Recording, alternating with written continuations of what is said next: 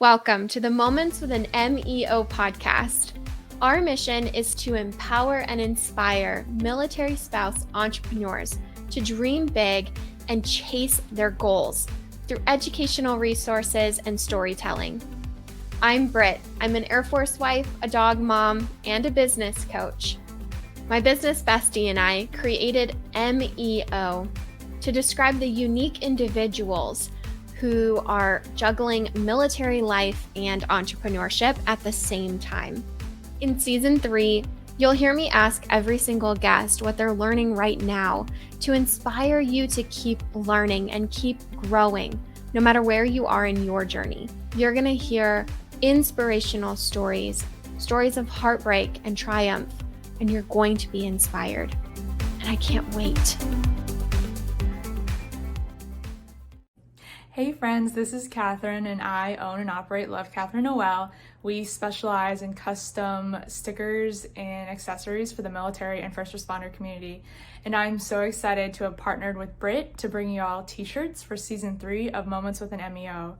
So these will be available for a limited time only from October 15th to October 31st for pre-order. And they're set to ship around the end of November. So head on over to lovekatherinenoel.com and you can find the shirts under the Moments with an MEO podcast tab. And I hope that you love these just as much as Britt and I do. Hey guys, welcome to another episode of the Moments with an MEO podcast. I am excited because today I am bringing you Vesta Realty Group.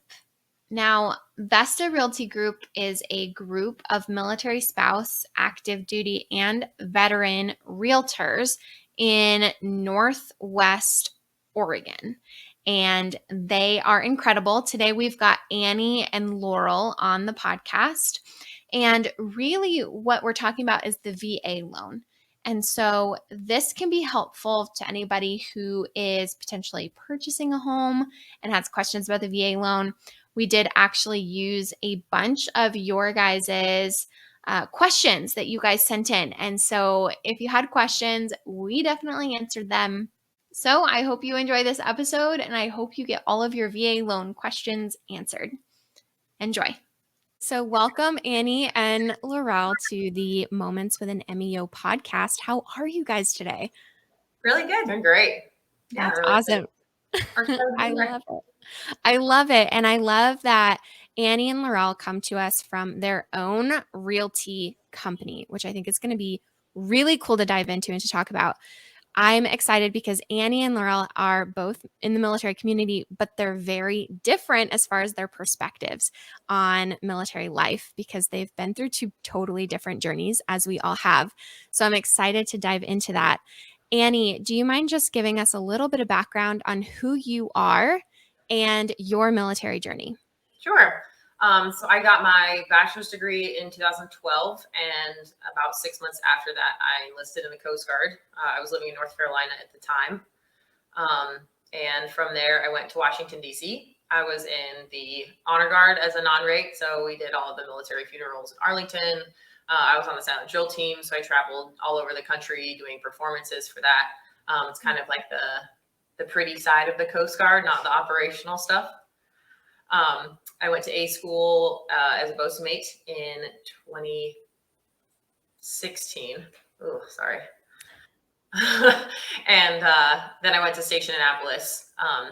When I was in the Honor Guard in 2013, that's where I met my husband. We were both non-rates at the same unit, which went over really well. And from there, once I separated from the service in 2019, he had already gotten orders out to Astoria. So this has actually been my first move as a spouse and not active duty. So this has all been kind of a new adventure for me. Wow, that's exciting. And Laurel, what is your military love story? Well, Michael and I met in college. We actually had a brief encounter in high school, but we really got to know each other, truly met in college. So our choirs competed in high school. We're both from the same town, hometown of El Paso, Texas. And then I went to college first, and a couple of years later, he recognized me walking across campus, decided I was the girl for him, but he couldn't remember my name. So he spent like 2 weeks essentially like stalking me as we passed going to classes. And when my name finally jogged his memory, I walked into the cafeteria one day to get my food, and he was working in the cafeteria, and he called out my name and he said, "Hi, do you remember me? Laurel, how's it going?" And of course, I didn't remember. Of course you did. I felt kind of bad about that. I pretended like I did. I was like, "Hey, how's it going? You?" Solid. I know, it's so solid. But we exchanged numbers, and we started hanging out. And truth be told, I thought that he was gay. Okay. So when he was calling me up to hang out with me, I thought he just wanted to be friends and hang out. So that was not even on my radar. We started hanging out a lot, actually. Went to movies, went to dinner, shooting the breeze, talking about whatever.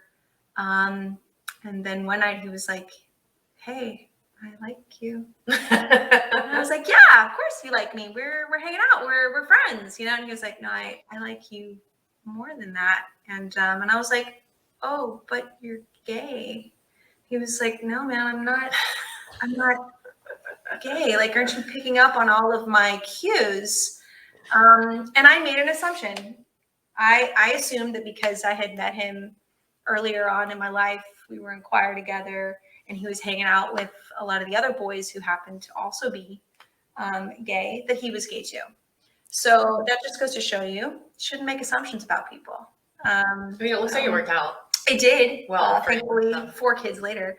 So anyway, that's kind of the long end of the story. But we dated for a bit. Actually broke up for a bit. He broke my heart. Yes, he did. And then we got back together later on. I know, it's so scandalous. And then when we got back together, of course, he told me, "Hey, I want to join the military. I want to go into the Navy." And I was like, "Yeah, I don't want to be with somebody in the military, Navy, whatever. It's just not my jam." And I can't exactly remember what transpired, but I think overall, I thought the military was worth it just to be with him, because I loved him. He was solid. He was an amazing person. And yeah, so I took a chance. I chose him, even though the military came along with it, you know? So we got married, first got stationed in Kodiak, Alaska. That was really, really tough for me, actually. This was before we had kids. No, you're right. Exactly. That was my response to going from El Paso, Texas, you know, sunny, hot, Not Alaska. big, huge city, not Alaska, to Alaska. And I know a lot of people, you know, your listeners included, love Kodiak specifically. Yes. Had some wonderful experiences there. I was in a different chapter of my life. And I think because we went there like out the gate, started there from the very beginning, it was so jarring to me. I didn't know how to handle it. Mm-hmm. And I had a really tough time making friends. And as a result, I got depressed and I struggled with anxiety for some time. And that's a story for another time. You know, I don't want to get too deep, too crazy, but I know a lot of folks, you know, within the military, spouses included, struggle. They struggle with depression. They struggle with anxiety, and I'm no exception, is what I'm trying to say. Michael was gone for months at a time on the Monroe, and I was on my own. And so I tried to find my identity. I tried to find my place in that world, you know, and it was really difficult. But really, like, when we sold our house, that was what showed me like why real estate's important. And when we moved to Astoria, this was my first experience being somewhere where there was government housing, and kind of experienced that, like trying to look for a place, trying to find a house in a place I'd never been. And I kind of like, I was working part-time, didn't really know what direction I was going to go in. I actually started back to school for my master's, but I didn't really know what I wanted to do with it. And after a while, I kind of started thinking about it, and I was like, maybe I should get my real estate license. Maybe that's something that I would like to do. Like, I enjoy working with people. I love real estate. I have always, been looking at it like, oh, I would love to do this with this house, or so I think it kind of just went from there. It kind of grew organically once I started really looking at it. I was like, I think I could do this. I think I could be a real estate agent. She's done a killer job. So it kind of went from there. Like, I grew up really working on houses a lot and learning all of that. And that kind of just translated over into like helping us buy and sell our first house. And then now helping other people buy and sell their houses. Mm-hmm. That's awesome. And Laurel, what was the transition for you? Well, after we got married and we went through a series of stations, after Alaska, we got transferred to Seattle. And this was when the recession just hit, or a couple years after that. So it was 2013. We bought our first house. We'd never owned before then. Michael was a little bit on the fence about it, honestly. Like he was a little bit scared. My husband was we the were same. renting. Yeah. Mhm. Okay. Yeah. Driving force for that. Yeah. Sure. Yeah. And I was looking at the numbers and I was like, dude, this is not, we should stop renting. Like we need to own a house. This is a good idea. But point is once we bought and sold a home and we saw how real estate can work to help you meet financial goals, I think was when the light came on for me. And I realized, shoot, man, we have got to get into real estate, like in a deeper way. Yeah. So yeah. I love that. I truly believe that our life experience changes the client dynamic, whatever field we get into, because we have that past experience. We can relate to these other individuals in a different way. Definitely. So I love that you guys are both bringing that experience into what you guys do now. I just kind of want to emphasize that, like, it really can be for everyone. It doesn't have to be, you don't have to be in a good place or have like no debt or have all these things to make that work for you and put you in a better spot. Yeah. Absolutely. Yeah. A lot of people who have listened to other episodes on the podcast probably know this, but since this is only the second episode on YouTube, anybody who finds us here might not know. But a year and a half ago, when I started entrepreneurship, just my journey and my process through that, my score was a 457. And I had $250,000 in student loan debt. And I had over 15 grand in credit card debt. And dream. Yes. right. And I literally remember how scared I was to cut up my credit cards, but Dave Ramsey said so. And so I did it, right? Following his steps, I was able to snowball debt. We've paid off over 100 grand. And my score, I literally flipped my score. I checked it like 3 days ago and it was a 747, which literally 180, right? Yeah. So I completely understand the struggle. And I think a lot of military families do. I mean, military doesn't pay six figures or anything crazy, right? And so there's a lot of having to be home to take care of kids during deployments and a lot of feeling stuck. And I think that's part of the reason why this podcast is here, is to encourage people to chase their dreams. And if that dream is being debt free, you can do it. It's not going to be easy. You might have to buy a clunker, you might have to do these things that get you there. And entrepreneurship is a way of getting you there. Not the only way by any means, but it is a way. Now, you guys started to talk about the VA loan, and that's really what we want to dive into today. I've got quite a few questions here in front of me about the VA loan, particularly because my husband and I are planning on using it in March out here in Arizona. And we've got some listener questions who are like, oh my gosh, I feel so lost when it comes to real estate, especially with the market now. And I don't know a lot about the market now, except that it is like crazy. And some people think it's a bubble, some people don't. And we can dive into that. But I'd love to just start with, what the heck is a VA loan? Who qualifies? And what is it good for? I'll let you take point on that one. Okay. Essentially, to take advantage of the VA loan, you have to be actively serving or prior service. I'm not a lender, so I can't speak on the specifics as far as like, the nitty gritty. But essentially what it is it's just an additional benefit that you get as a service member, or if a spouse of a service member, to take advantage of a 0% down loan. It gives you that opportunity to not have that, 3 to 5% or even higher that some conventional programs or even other like government-backed programs can give you. So it's really beneficial if you don't have that cash out of pocket, because there are certain things that you can borrow money for with loans, and there are certain things that you cannot borrow money for loans.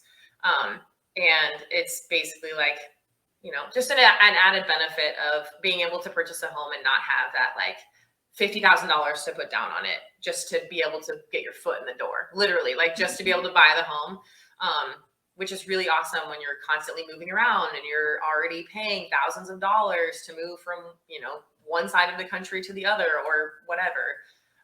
I love that. And then when it comes to the VA loan, do you have to go through like certain lenders or certain realtors? I mean, I've seen like USAA backs these realtors. Like, what is that process like? I mean, do I have to go through their lender to take advantage of this? Long story short, no, you don't. In fact, that's the one thing that we talk about constantly, especially with VA loans, is that there is not one big bank that you have to go through to get them. Any local lender is going to be able to give you a VA loan for the most part. I mean, there are certain lenders that have different programs. You have to speak to them individually.